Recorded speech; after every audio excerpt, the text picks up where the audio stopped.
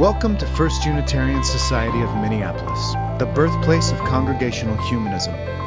We carry on that tradition of free thought today, dedicated to promoting a free search for truth, meaning, and justice. Our web address is firstunitarian.org. Thank you for joining us.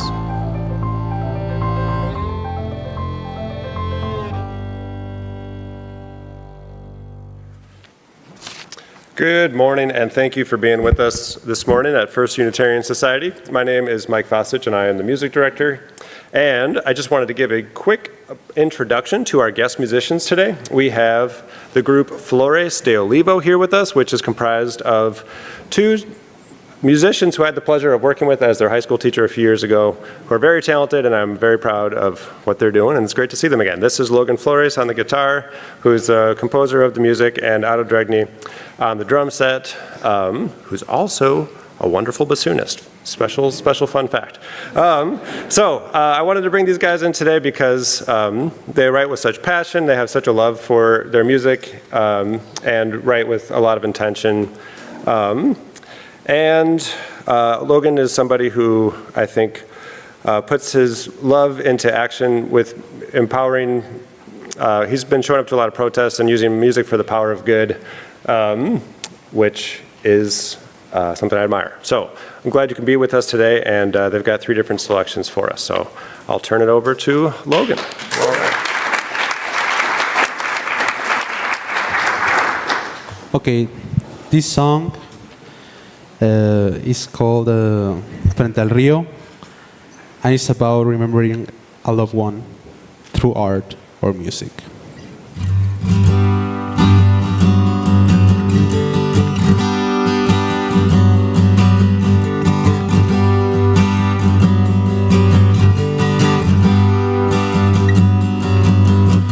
Salí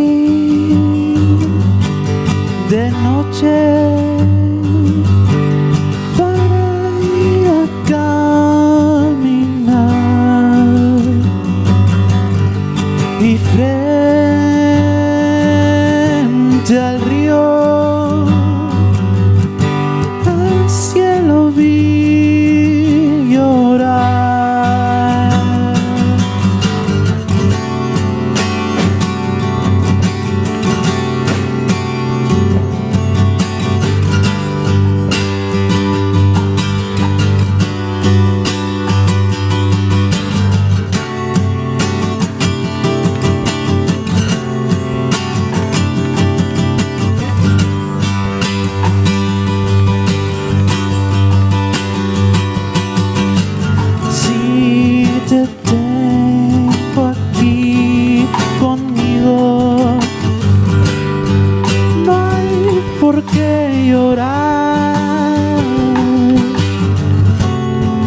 Recuerdo tu dulzura, no hay por qué sufrir. Si te guardo en mi bolsillo, no hay por qué olvidar. Si recuerdo tu dulzura,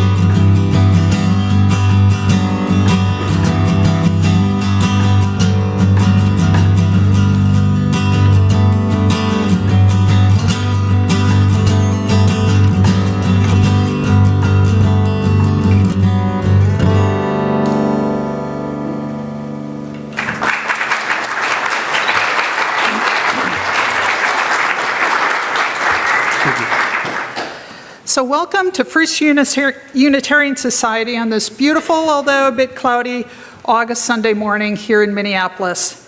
Welcome to each of you, whoever you are, wherever you are, whatever your pronouns, however you identify, whoever you love, whatever is breaking your heart right now. Present in body in this space, present in this moment with us online, you are welcome here.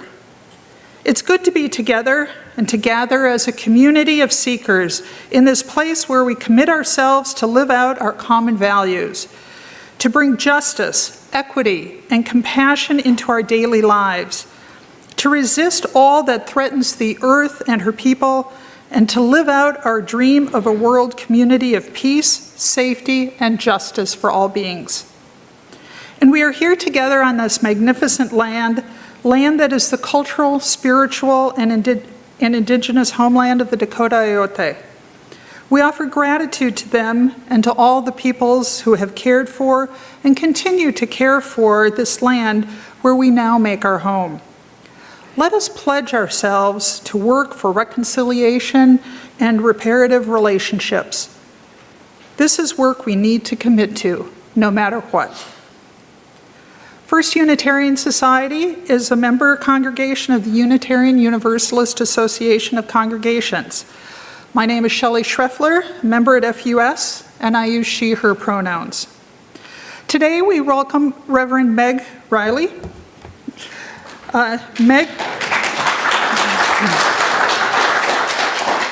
Meg began her 38 years as a religious professional buying graham crackers and setting up rooms here at First Unitarian Society as a religious education assistant. She worked with Carol Wintermute, for those of you who were here at that time. She subsequently held a variety of positions in congregations at the National UUA headquarters and as senior minister of the Church of the Larger Fellowship. Meg retired in 2020 and began a 5-year volunteer stint as the UUA co-moderator, which just wrapped up at the General Assembly in June. If you happen to be new with us this morning, please join us for our weekly mini meal in the lower assembly hall after the service. And if you'd like to connect more deeply, stop by the office to sign up to receive our newsletter so that you can be in the know about what is happening here. We are a multi-generational community, and today is another summer Sunday in the park with FUS. Our young ones have gathered downstairs before they head out together for some fun and exploration. Youth of all ages are welcome, and you can check at the front office for more information about the schedule and permission slips. And of course, there's always room for families and kids here in the assembly hall. We welcome your movements and your sounds, and if you want, childcare is available down the hall and to the left as you exit this space.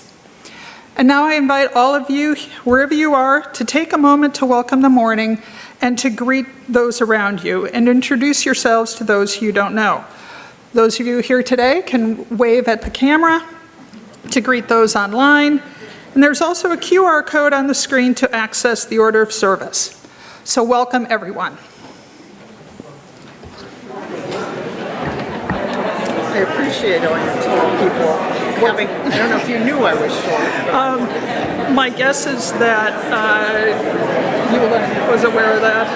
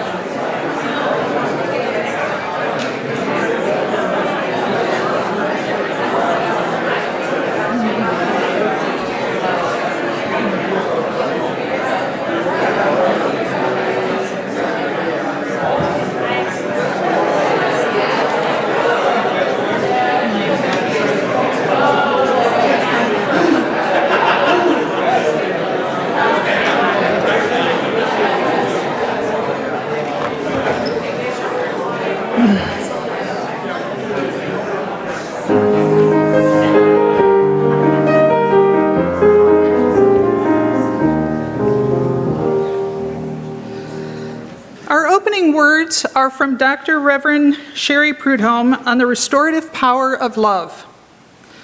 We affirm the power of love to heal what is broken, to hold us together across pluralities of diverse religious practices and beliefs, to hold us when things fall apart, to grow our capacities, and to guide us as we return again and again in our families and communities to side with love. So as Paul comes to light our chalice, typically I would invite you to read the words on the screen, but there is a snafu, and so I am going to read the words for lighting our chalice. We honor the interdependent web of all existence. With reverence for the great web of life and with humility, we acknowledge our place in it. We covenant to protect Earth and all beings from exploitation. We will create and nurture sustainable relationships of care and respect, mutuality and justice. We will work to repair harm and damaged relationships. So now that our chalice flame is lit in our hearts, in this space, and wherever we are gathered, let's speak our congregational covenant together. Love is the spirit of this place, and service its law. This is our great covenant, to dwell together in peace, to seek the truth in love, and to help one another. So now I invite you to stand in body or in spirit as Sophia leads us in singing Love Will Guide Us, which is number 131 in the Gray Songbook, and the words will be on the screen.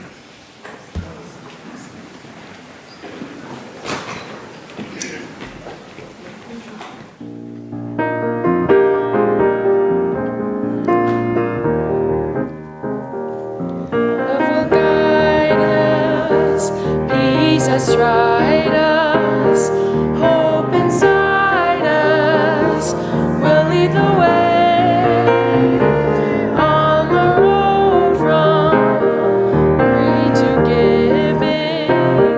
Love will guide us through the hard night.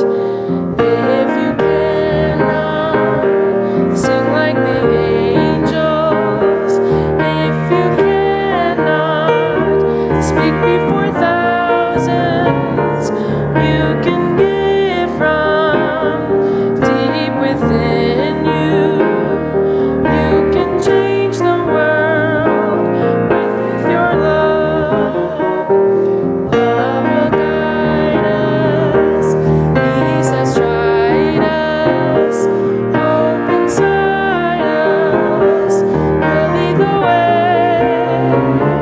On the road from greed to giving, love will guide us through the hard night.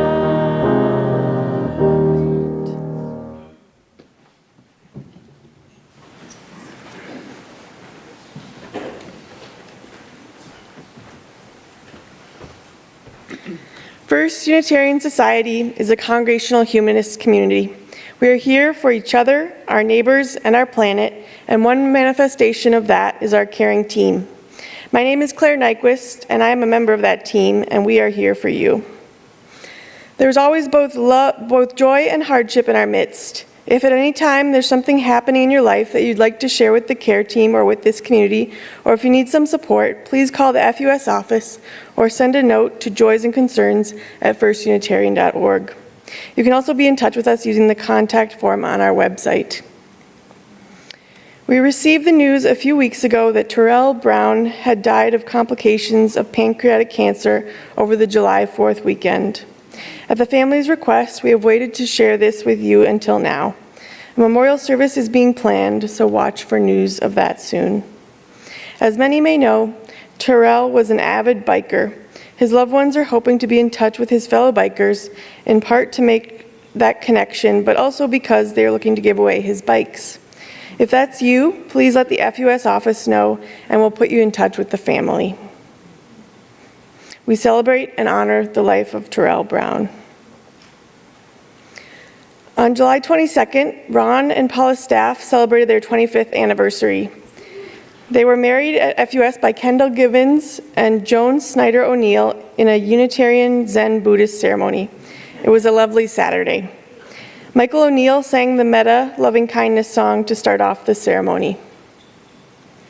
In the following moments of silence, let's reflect on all the joys, losses, griefs, and milestones in our lives, in the lives of those we love, and in the lives of all beings everywhere.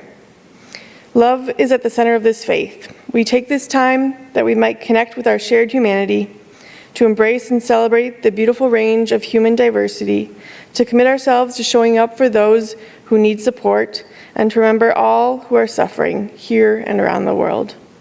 A moment of silence.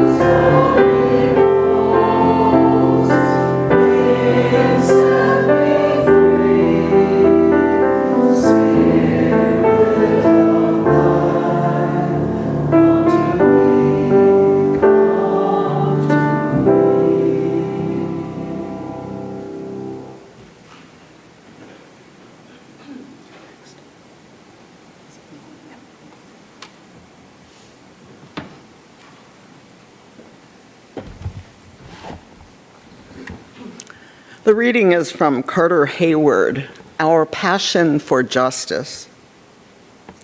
Love, like truth and beauty, is concrete. Love is not fundamentally a sweet feeling, not at heart a matter of sentiment, attachment, or being drawn toward. Love is active, effective, a matter of making reciprocal and mutually beneficial relations with one's friends and enemies.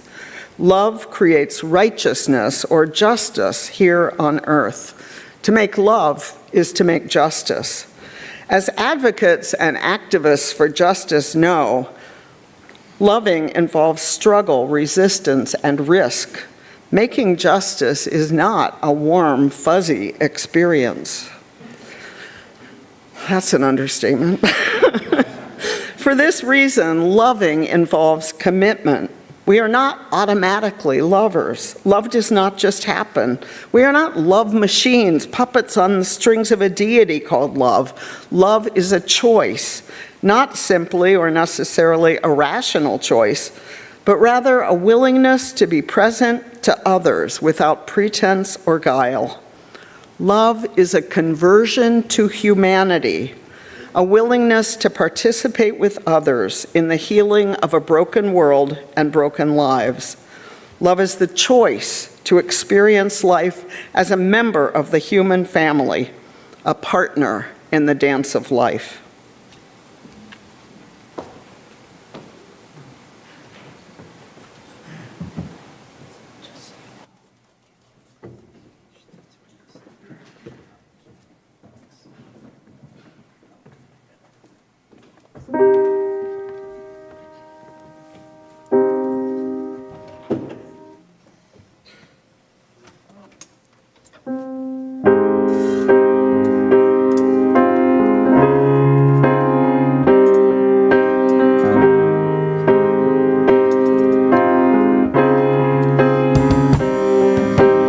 Hace tanto frío en esta ciudad, en esta ciudad. Estoy dormido y no puedo despertar, no puedo despertar. A veces te encuentro en mi reflejo y así puedo respirar.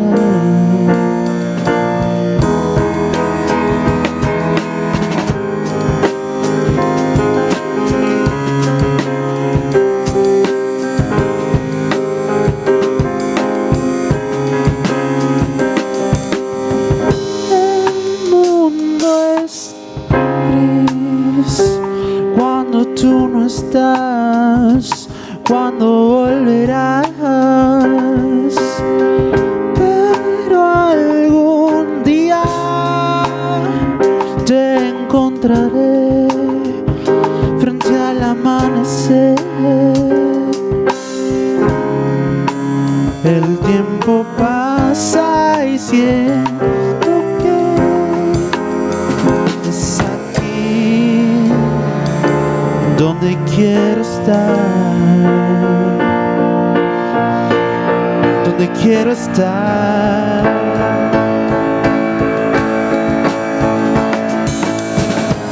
Si pudiera llevarte al cielo, podríamos contemplar tus palabras hacerse viento y llorar. Si pudiera llevarte al cielo, podríamos contemplar tus palabras hacerse viento y llorar.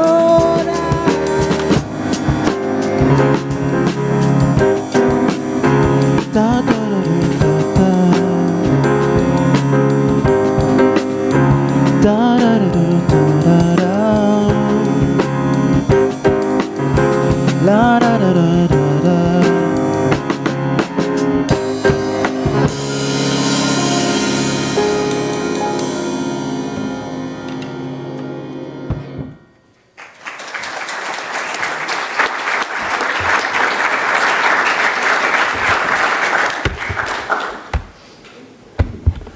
Thank you for that beautiful music. And thanks for inviting me to be here with you on this beautiful August morning. Bad air again, but you know, it's still a beautiful day. We're in a beautiful place. We're hearing amazing music. For me, my garden is full of beauty and deliciousness right now. The days are still long enough that I don't feel stingy for daylight at the end of them. We're here with a chance to be still and to remember who we are. with the joy of chosen community around us. And yet, for many of us, even on a beautiful morning like this, uneasiness accompanies us always in these times. Uncertainty about what will happen next. Despair about the kidnappings and the steady drumbeat leading towards authoritarianism. Many of us are dysregulated, struggling to know where we even live anymore. It's hard when someone asks us casually how we are. For many of us, our health's in reasonably good shape, our families are okay right now, no one we know is in immediate jeopardy, and yet to smile and say fine feels as if we're not being completely authentic. How do we stay centered, and how do we live with love in the center of our lives when so many forces that undermine love are relentlessly at work every day? At the 2024 General Assembly, Unitarian Universalists affirmed for a second time by overwhelming majority a newly revised covenant among congregations. To be clear, this is not a faith statement for individuals and certainly not a creed. It is a statement of what binds our congregations one to another with shared values. Previously, the covenant that bound us was a statement of principles, and now it is 6 shared values. And I love that you share one of these each week in your service, because I'd venture that many of our congregations still don't even know they exist. This morning, we heard about one of those shared values, interdependence. That is listed with 6 others in no particular order after a preamble, which reads in part, "Love is the power that holds us together and is at the center of our shared values. We are accountable to one another for doing the work of living our shared values through the spiritual discipline of love." So this morning I want to explore what it means to live our values through the spiritual discipline of love. When I think about it, perhaps it's similar to what Carter Hayward said. Love does not just happen. We're not love machines. We're not puppets on the strings of a deity called love. Love is a choice. Love is a conversion to humanity, a willingness to participate with others in the healing of a broken world and broken lives. Love is a choice, a discipline we can practice. Now, I am one of the many Unitarian Universalists who are not exactly renowned for discipline. We do not sit silently on zafu cushions for hours, as some Buddhists do. We do not memorize Bible or Quran verses, as some Christians and Muslims do. We kind of interpret spiritual discipline pretty loosely, and we do it our own way. I remember years ago, Stephen Colbert was talking about us being called a cult, and he said, "I didn't know free to be you and me was cult language." And well, as I said, Article 2 does not dictate individual spiritual disciplines for Unitarian Universalists. To suggest that our congregations need to covenant together with these values without any of us individually thinking about what it means to practice them is kind of hard. It's like picturing a choir where everyone gets together to sing a song that none of them know. So this morning I want to share my own journey trying to keep love in the center. I invite you to reflect about this and see what fits for you and what doesn't, and how you might do it yourself. And before I even start that, I want to acknowledge that there are people maybe in this room who don't like this notion of keeping love in the center. As the co-moderator of the UUA, while this covenant was being redrafted, and it was a great privilege to get to work with others on it, I faced many angry people over 4 years. And one surprising thing someone said to me once was, "Why is the UUA trying to force us to be Christians? Love is the language of Christianity." Before I could open my mouth, another person in the room with a Jewish heritage took great exception to what had just been said and said, "How dare you say that? Jews have always put love in the center." Indeed, I've heard the same thing claimed over the years by Muslims, Sikhs, atheists, and pretty much everyone else. So I want to be clear that as we drafted this new iteration of the covenant, No one ever thought of practicing love as a spiritual discipline, meaning allegiance to any particular spiritual language or practice or metaphor system. I also want to say that I'm grateful to people like Carter Hayward and James Baldwin and Bell Hooks and others for articulating over and over that love is not a fuzzy, warm feeling. I don't know about the rest of you, but I don't feel particularly fuzzy and warm a lot these days about the choices our leaders are making. My own inner reality is much more aligned with, I think, what James Baldwin meant when he said, "Love is a battle, love is a war, love is growing up." He also said, "If I love you, I have to make you conscious of the things you don't see." Of course, he wrote this before social media made it so possible for all of us to see only exactly what we want to see and to avoid anything we don't want to see. Still, I hold out hope that love can make us all more conscious, can transform us, especially when I consider my own life experience. I was privileged to study with Carter Hayward when I lived in Boston, and I served the UUA there. One class I took was liberation theology, and one assignment she gave us was to write about how our race impacted our theology and beliefs. This was early in the 1990s, and I found the assignment impossible. I had no idea. I wrote about being Appalachian, a lesbian, fat. I had no concept that I even had a race. A white racial identity meant nothing to me, and I had no idea how it impacted my beliefs.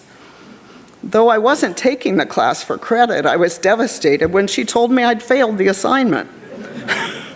It was the first of many times when I realized how little I knew about what it means to live as a white person in a racist country, despite endless workshops on anti-racism. I could not be more grateful than I am to all of the people in the following years who have loved me enough to make me conscious of something I couldn't see. And I have to say, for white people who have white fragility and are very sensitive about having things pointed out to us, I could only wish that every one of you lived with a teenager who was a very conscious person of color, because you would get over it very fast. Because you would be told day after day after day how much your whiteness impacted your worldview. And pretty soon you'd stop feeling defensive about it and be grateful to have a bigger worldview. That's how my consciousness changed. It evolved day after day. Whether it's about understanding the social construct of race or gender or disability, every time it's been because someone cared enough about me to help me, whether because we were in a relationship or I read what they wrote or saw some art, to learn something I didn't know. It's never been one big eureka moment where I had total insight. And probably some of the people who impacted me ended our conversations shaking their heads and thinking they had no impact, not knowing that the conversation we had would play over and over and come up in different moments until it began to make sense to me. So I remain eternally grateful for all of those moments of teaching, all of those tiny moments that have helped me to grow a soul and live my faith. And of course, there are people who can't reach us and who we can't reach. Years ago, a fundamentalist neighbor of mine had a radical transformation and renounced the religion she'd been trying to force on the rest of us for decades. I asked her afterwards if there was anything I could have said to her that would have made an impact and helped her to change earlier. She looked at me and went, "You? No." "Nothing," she said. She meant that I was an out lesbian, and she regularly told me the evils of my ways and predicted my eternity in hell, something which, having grown up Unitarian in West Virginia, took nothing off of me because it happened since childhood. So I was like, my mom said, "It's so sad they're afraid of something that doesn't even exist." I wish every kid could go home to that mom. That Unitarian belief. Anyway, she continued, I didn't want to know what you thought, but I watched you. I watched, and I saw that you were kind to your neighbors, and you helped out in the neighborhood, and you were kind to your kid, and you laughed, and you seemed happy, and it created some dissonance between who I'd been told you were and who you were. Sometimes the drip, drip, drip of a tiny faucet eventually combines with other forces to create the gush needed for transformation. And I know that everyone in this room is located in different communities with different people, and we each have to make our own decisions about how to spend our energy and how to engage with other people who seem like they're not listening. I've personally decided that keeping love in the center includes loving myself enough not to be in conversations with people who are bullying or using violent language. Some days, despair and numbness wear me out, and I can hardly find it in myself to care about anything. In those times, I start by caring about what's easiest, my garden, the four-legged ones I live with. A friend of mine says, I stay away from the people and go for the animals right now. A friend, a good book. If I start to get stuck in the energy of despair, I don't like that. So one thing that I do is I think about the wisdom of people who have lived with so much more oppression for so long, and the privilege that I carry as a white cisgender woman with enough resources to be okay. And so I look to what people have created or what they say who have lived with greater oppression and systemic injustice for far longer. Indigenous people, Black people, others who have faced what might seem to be hopeless situations. Martin Luther King Jr. wrote, "Power without love is reckless and abusive, and love without power is sentimental and anemic. Power at its best is love implementing the demands of justice, and justice at its best is power correcting everything that stands against love." Certainly, the powers we see running our government are reckless and abusive without love. We may feel that any response we have is weak and anemic, if not sentimental. Part of the spiritual discipline of love, for me, means believing in its power even when it's hard to find it reflected in any response from those who are reckless and abusive.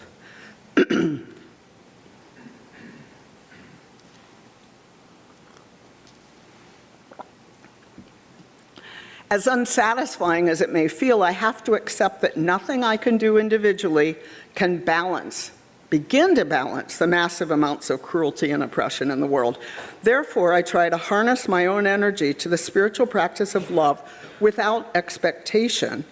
And as I do, I keep my eye on what systemic and collective liberation can look like, so that my individual actions are aligned with collective liberation. I look for teachers I trust. I read and watch and listen to perspectives of people who are going to tell me what I can do and help me to remember I'm not alone, even as I absorb the day's horrors. I look for organizers, artists, thinkers, people I know, alive people, dead people, children, elders. For instance, Bell Hooks, a womanist writer who wrote extensively about the power of love. I go back to her books. Bell Hooks identifies several key ingredients for love, including care, commitment, knowledge, responsibility, respect, and trust. I appreciate a list like this because then I can work with and poke around in each of those ingredients as I'm able, some days being harder than others. Each of those ingredients is a struggle, and if maybe you've picked up by now that I'm not preaching this because I feel like I've got it together. I'm preaching it because we all need to think about it so much. So take knowledge, for instance. I don't know about you, but there are days when I'm just not able to absorb one more horrible thing, when I avoid the news like it's kryptonite. Knowledge for me is not only taking in facts or some facts about who's doing what on a daily basis, it's also knowing what's going to happen when I absorb those facts. When I start to feel numb or rageful, I know it's time to go in the garden and put my energy in and get my energy from the earth, or watch some women's basketball, or go other places that give me joy and strength. I also really prioritize knowledge from the communities that are most affected by what's going on right now. So there's a balance in what I need to know and what I can let roll by, which will be very different from what each person in this room needs to know. As I've mentioned, I'm very careful about where and from whom I take in news. Misinformation and disinformation are everywhere these days, and I have no patience for it. Or take the idea of commitment. What that looks like shifts regularly. There are times when I'm inspired to write letters, go to protests, call my elected representatives, and that feels like commitment. But I don't do that every day.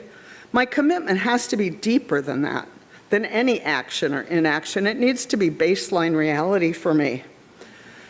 Just the way I know I'm committed to my spouse every day without meaning that every moment of the day I'm doing something to live that commitment out very actively. My own limitations of age and ability factor into what I commit myself to now. But I need to do enough to know that I am living the commitment. Years ago, I was leading a workshop, and I asked a group of UUs, how many of you are activists? And a woman said, in our heads? And I said, I'm an Olympic gymnast in my head. Activism in our heads isn't going to help anyone else. But we do need to start with our own internal commitment and intention and work out from there. Having a group of people we trust can deepen our commitment and help us to live outside of our heads. I was raised, as I mentioned, Unitarian in Charleston, West Virginia. In 1965, my parents sold our house to a black family when we moved. To say it was not popular in my neighborhood, I couldn't even think of an analogy. It was not popular. When I asked my mom later where she got the courage to do that, she said from the people at the Unitarian Fellowship. She said it would have taken more courage not to do it. Community can bolster our commitment and give us the courage to live it in the world. For me, in the list Bell Hooks provides, the most central ingredient right now is care, because we are literally told day after day by people in power that care is stupid, makes us weak, is a liability. We are shown that day after day. Knowing who and what we care about is essential, and we need to go places that allow us to care more, that deepen our sense of care, whether it's petting the cat, weeding the garden, telling friends that we love them. I know that I and many people I know were suddenly really compelled to get together with friends and tell each other we loved each other when the administration changed. I have to stop what I'm doing on my phone and listen when someone's talking to me. Putting care in the center of my life feels essential, including caring for the people who are most targeted right now. It's easy for me to care for transgender people who are cruelly and consistently targeted because people in my family and friendship circle have been trans for decades. I have to work harder to stay connected to the assaults on immigrant communities because those connections are not as deeply embedded in my daily life. And I don't want my care to be distant and abstract. We're lucky in the Twin Cities that there are so many places that we can plug in and do concrete things to help, whether it's delivering diapers to someone not safe to leave their house, or witnessing ICE raids. There are so many things we can do, and I hope everyone's thinking about how to care right now. For me, magnifying care has also meant bringing more young kids into my life. Nothing enhances my sense of care for and commitment than young children, because I'm old. I've had a long, good life. It's been pretty good. But when I look at young children and think about the world they're coming into, they remind me both of magic and vulnerability, and it raises my commitment. Thinking about what other people will live through is critical to our sense of responsibility and care. And in order to care, I also need to experience real time with collective care and see what it looks like. That's one reason I think our congregations are so important. My pet and my garden and my individual friendships hold me, but they're not enough. I just can't do a sermon right now without this. One of the places I go for an experience of collective care is women's basketball. I've become, as my kid says, a bro. The WNBA. Any women's basketball fans in the room? Okay, good. All right. Because I can get real boring. I promise I won't go on too long. But our local team, the Lynx, if you don't know it, are way ahead in first place in the whole league. And they talk and exhibit repeatedly about the reason they're so good is because they're always caring for each other. It's not about egos and stars. And you see it when they play for each other, how they look out for each other. I also love women's basketball because it's about strong, skillful, resilient women, many of them black, many of them queer.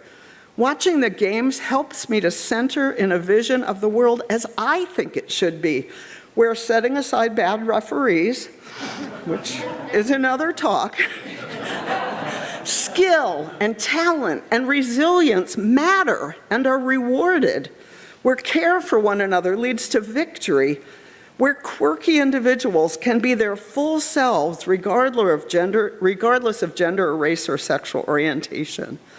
I never thought I would become the sports fanatic I am, only about this sport, and yet here I am.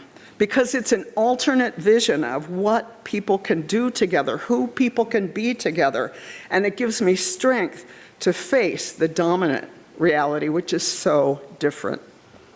Of course, you will embody these aspects of love or others that are more important to you in different ways. I'm not suggesting the way I do it is correct or universal.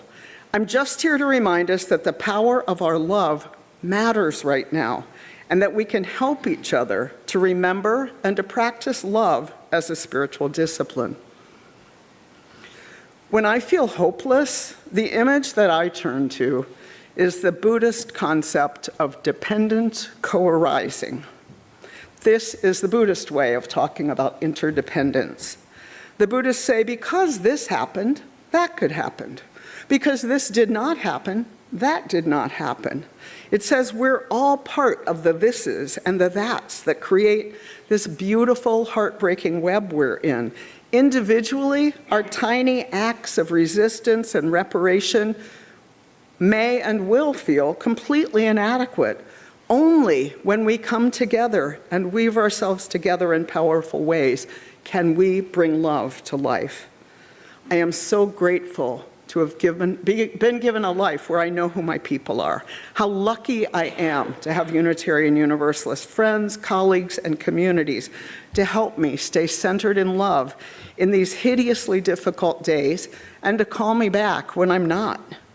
Thank you for being part of this web. May our practice of love get stronger every day. And may we begin the practice by singing about it together. Hymn number 34. Though I may speak with bravest fires, it'll be up and here.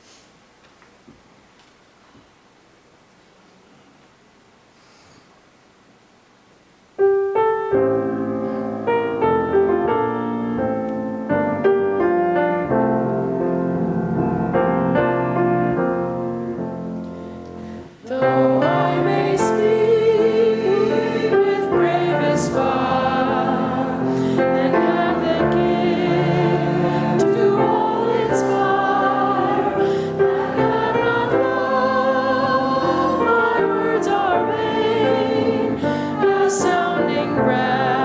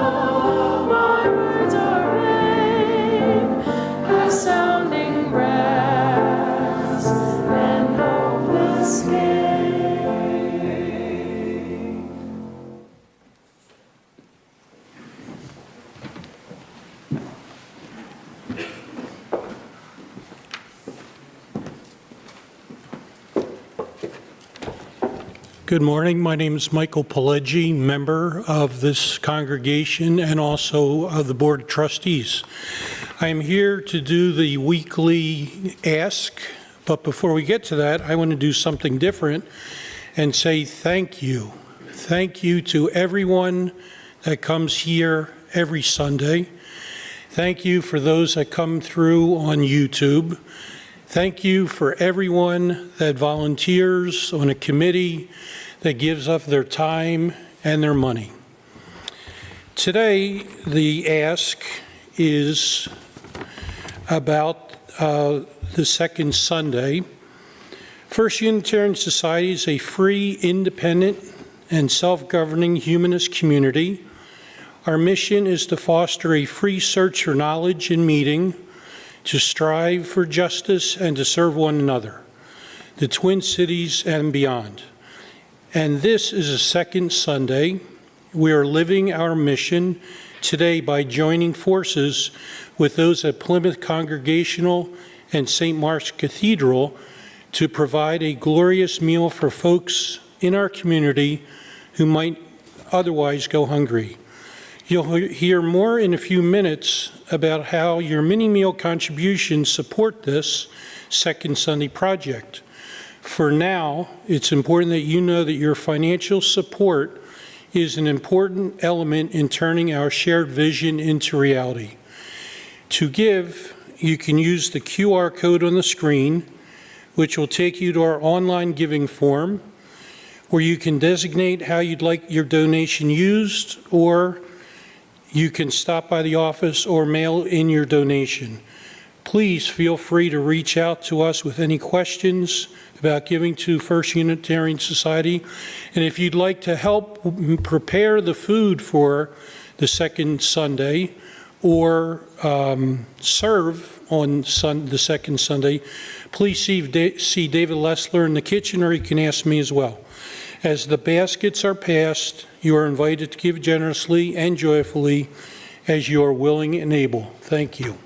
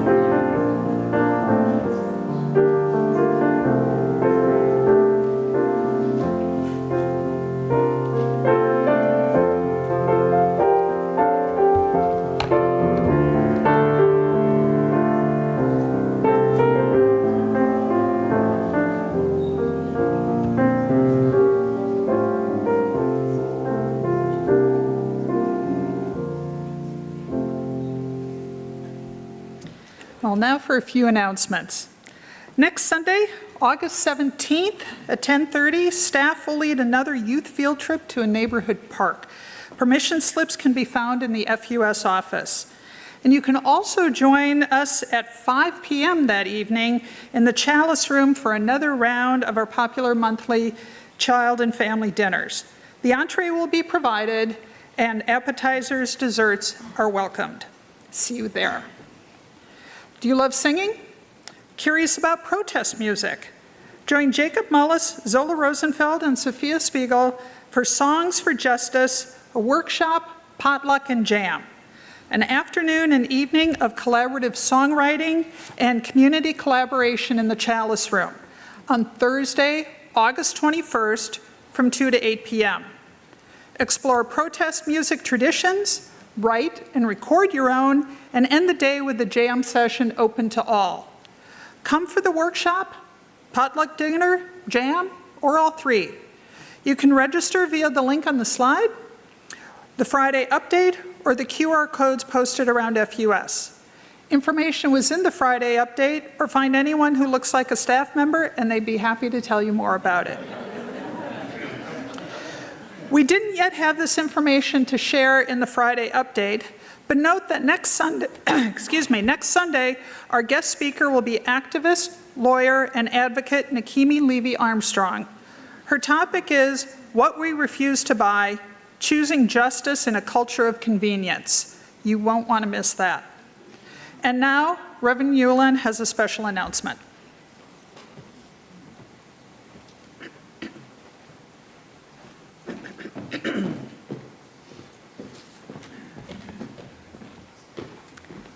Very tall.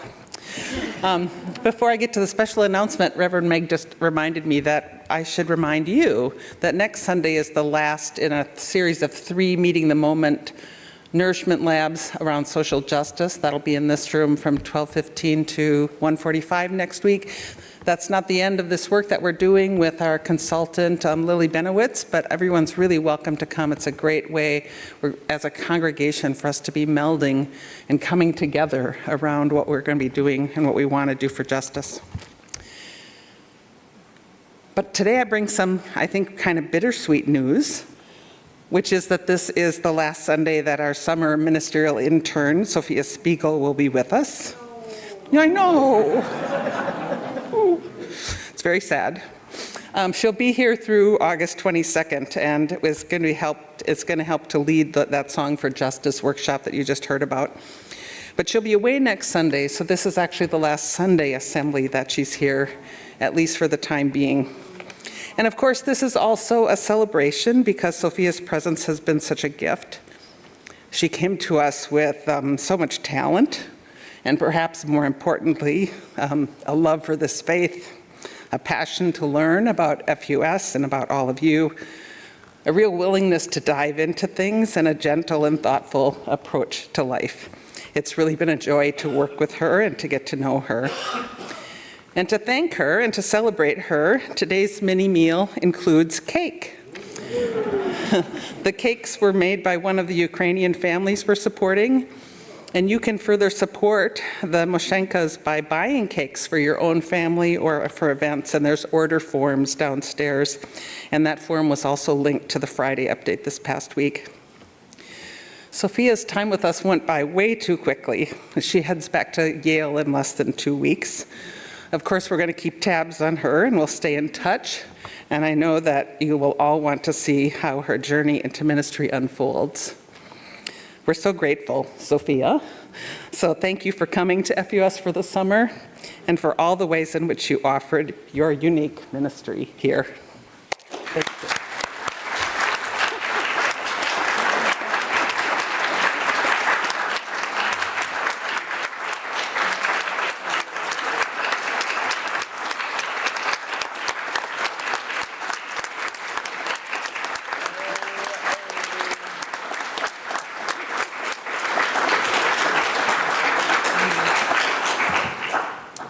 Well, I don't have anything scripted, but I just want to say being with you this summer has been a gift. Your talents, your time, and also your curiosity, the way that you guys just step right up and ask questions, the way I see you guys gardening, the way I see you guys cooking, the way I see you guys showing up to Microsoft Teams meetings for free, and doing it with joy and pouring from this vessel that's kind of insisting on how interconnected we are, and the power and the capability of this community to do good work in the world. It's been nothing short of inspiring. Inspiring is an understatement, to say the least. So thank you all so much. My gratitude cannot be described. It's been definitely the best example I could ever hope for a community done well with passion and verve. So thank you guys.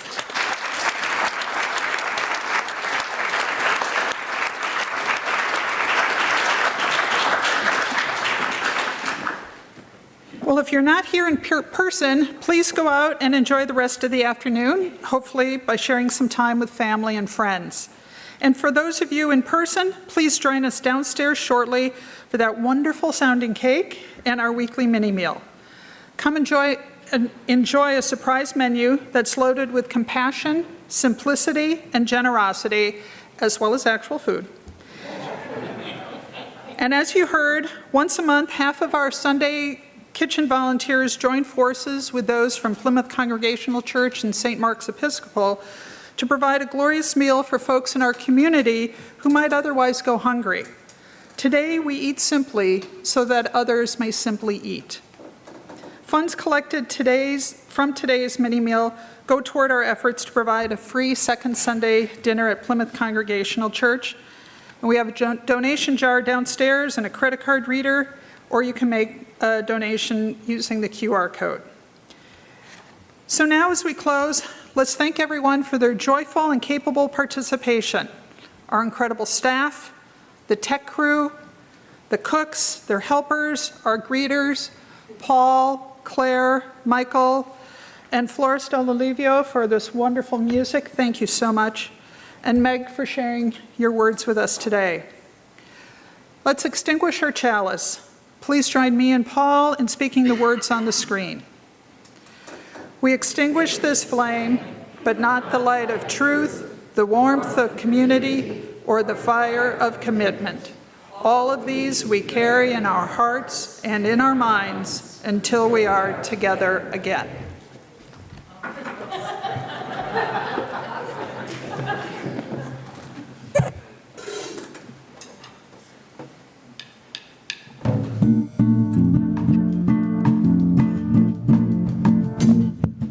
Cuando veo sus ojos de plata, siento pasar el sol frente a mí. Me enamoro de esa loca idea de que te quedes aquí. Cuando tu perfume me abraza y el cenit de tu sur me hace sentir la brisa que cae por tu pelo, canela mi amor.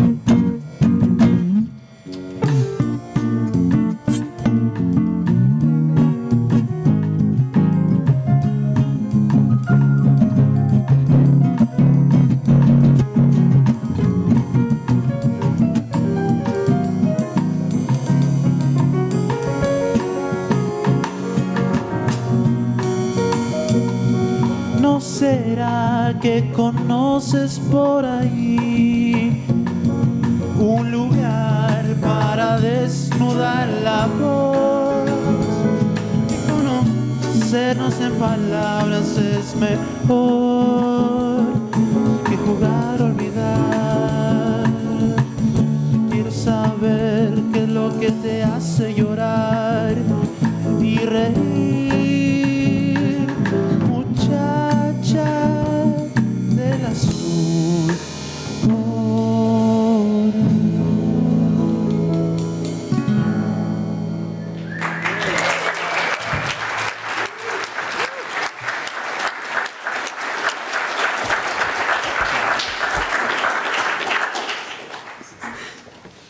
As we go back out into this beautiful, broken, big world, may each of us know we are held in the web of life, that we belong here and that we matter.